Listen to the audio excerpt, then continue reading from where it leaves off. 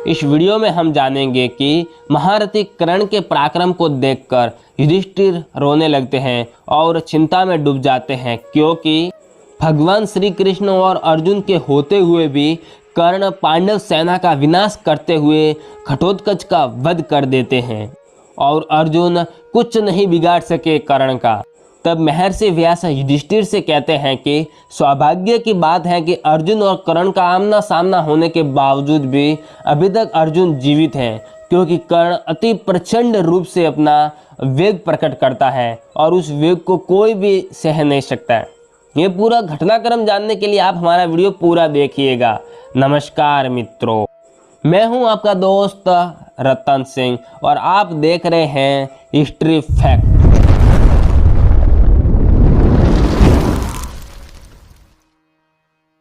संजय ने कहा, राजन, जब रात में कर्ण के द्वारा राक्षस घटोत्कच मारा गया, आपके सैनिक हर्ष में भरकर युद्ध की इच्छा से गर्जना करते हुए वेगपूर्वक आक्रमण करने लगे तथा पांडव सेना मारी जाने लगी।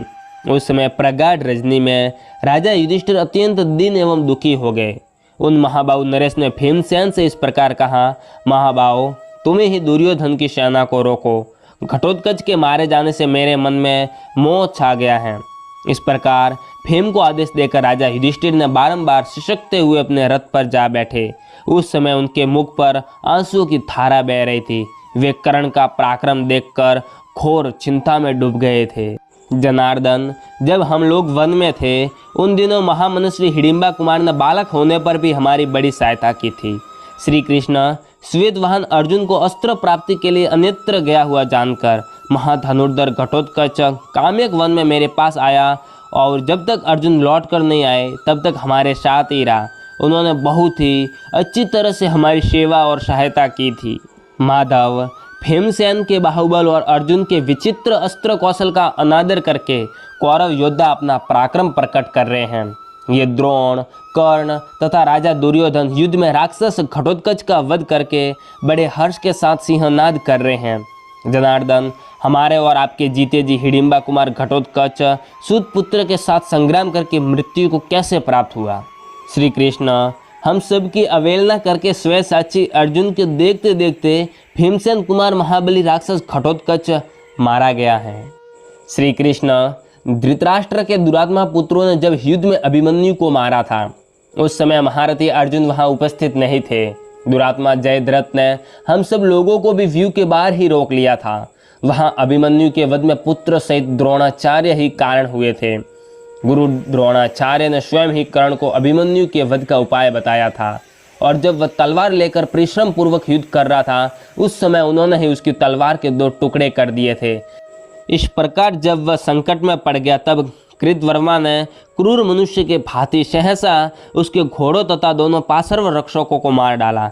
इसी प्रकार दूसरे महाधनुर्धरों ने सुभद्रा कुमार को युद्ध में मार गिराया था।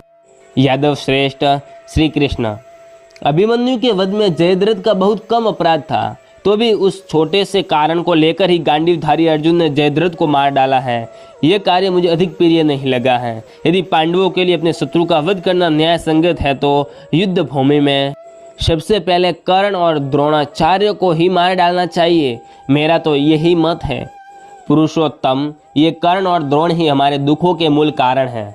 रणभूमि में इन्हीं का सहारा लेकर दुर्योधन का ढांढस बंधा हुआ है।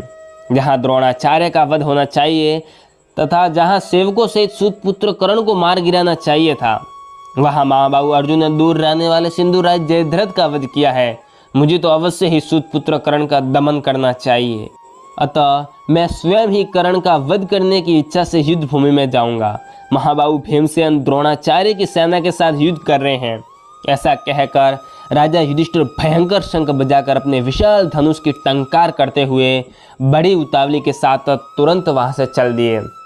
तत्पश्चात शिखंडी, 1 सहस्त्र रथ, 300 हाथी, 5000 घोड़े तथा पांचालों और प्रभद्रकों की सेना को साथ लेकर उनसे घिरा हुआ शीघ्रतापूर्वक राजा युधिष्ठिर के पीछे पीछे गया। तब पांचालों और पांडवों ने युधिष्ठिर को आगे करके कवच आदि से सुसज्जित हो डंके पीटे और शंख बजाए। उस समय महाबाहु भगवान श्री कृष्ण ने अर्जुन से कहा, ये राजा युधिष्ठिर क्रोध के आवेश से युक्त हो सूतपुत्र कर्ण का वध करने की इच्छा से शीघ्रतापूर्वक आगे बढ़े जा रहे हैं। इस समय इन्हें अकेले छोड़ देना उचित नहीं है। ऐसा कहकर भगवान श्री कृष्ण ने शीघ्र ही घोड़ों को हाँका और दूर जाते हुए राजा का अनुसरण किया। धर्मराज युधिष्ठिर का संकल्प यानी कि विचार शक्ति शोक से नष्ट हो गई थी। वे क्रोध की आग में चलते हुए से जान पड़ते थे। उन्हें सूतपुत्र के वध की इच्छा से सहसा जाते देख महर्षि व्यास उनके समीप प्रकट हो गए और इस प्रकार बोले। व्यास ने कहा, राजन, बड़े सौभाग्य की बात है कि संग्राम में कर्ण का सामना करके भी अर्जुन अभी जीवित है, क्योंकि उसने उन्हीं के वध की इच्छा से अपने पास इंद्र की दी हुई शक्ति रख छोड़ी थी। उस समय महासमर में कर्ण के साथ द्वैरथ युद्ध करने के लिए अर्जुन नहीं गए। ये बहुत अच्छा हुआ।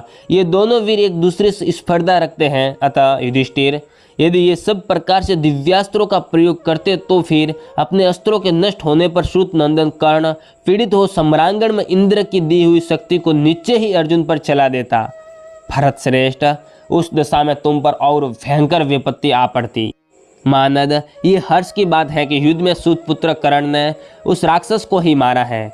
वास्तव में इंद्र की शक्ति को निमित्त बनाकर काल ने ही उसका वध किया है। तात भरत श्रेष्ठ, तुम्हारे हित के लिए ही वह राक्षस युद्ध में मारा गया है। ऐसा समझकर न तो तुम किसी पर क्रोध करो और न मन में शोक को ही स्थान दो।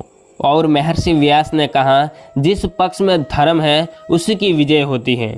पांडुपुत्र युधिष्ठिर से ऐसा कहकर महर्षि व्यास वही अंतर्धान हो गए। इस वीडियो में इतना ही। ये वीडियो आपको कैसा लगा आप हमें कमेंट करके ज़रूर बताइएगा, और आपको किस टॉपिक पर वीडियो चाहिए वो भी आप हमें कमेंट कर दीजिएगा। और अभी तक आपने हमारे चैनल को सब्सक्राइब नहीं किया है तो सब्सक्राइब कर दे और पास में बेल आइकन को भी दबा दे, ताकि आने वाले वीडियो की नोटिफिकेशन आपके पास सबसे पहले पहुंच जाए।